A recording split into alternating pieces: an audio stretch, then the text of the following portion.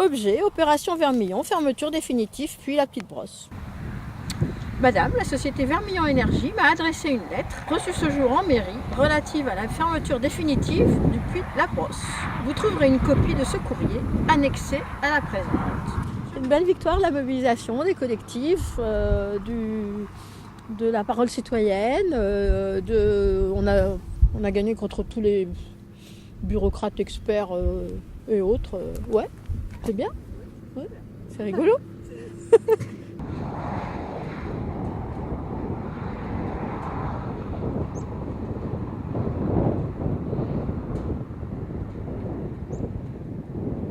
Quand la plateforme ici s'est mise en place et quand S a fait son premier panneau d'information, il était écrit que la plateforme était sous la responsabilité de S.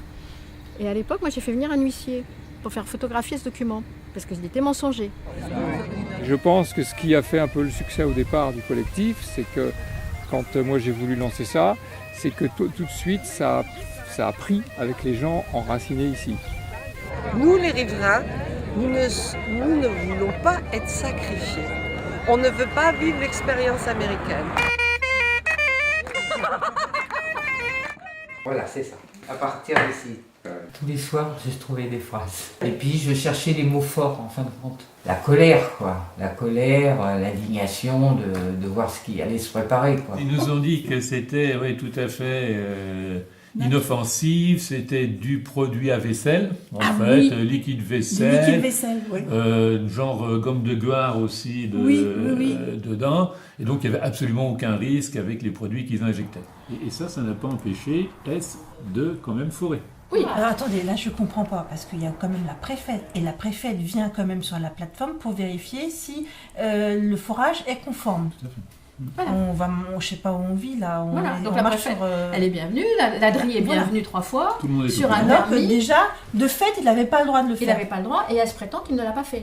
S est allé au tribunal administratif de Cergy-Pontoise au mois d'avril dernier pour demander la condamnation de l'État qui n'avait pas accepté de faire le transfert de permis. Et transfert de nom, ça s'appelle un arrêté de mutation. Depuis le mois de janvier, les pétroliers n'arrêtent pas de faire des procès à l'État. Et vous savez pourquoi ils ont été perdus par l'État?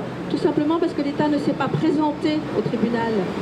Et là, je commence à divaguer un peu, toute seule dans ma cervelle, en me disant « ça doit bien arranger des gens, ça ». Donc maintenant, on est dans la situation où, avec tous les procès qui sont là, l'État est obligé de dire pourquoi il a dit non. Et s'il n'est pas capable de dire pourquoi il a dit non, il est obligé de dire oui. Or, en ce moment, Philippe Martin dit « Comment est-ce que je peux justifier de ne pas signer ?» Bon, donc on va lui expliquer.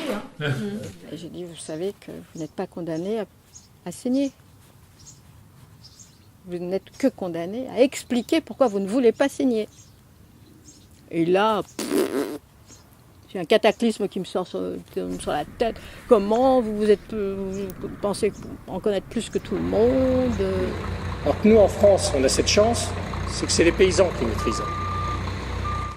Si demain, vous ne voulez pas signer votre convention d'occupation des terres par un pétrolier, vous pouvez refuser. Si vous êtes libre d'accepter, c'est votre droit. Mais c'est vous qui décidez. Schiste égale pollution, air, eau, terre.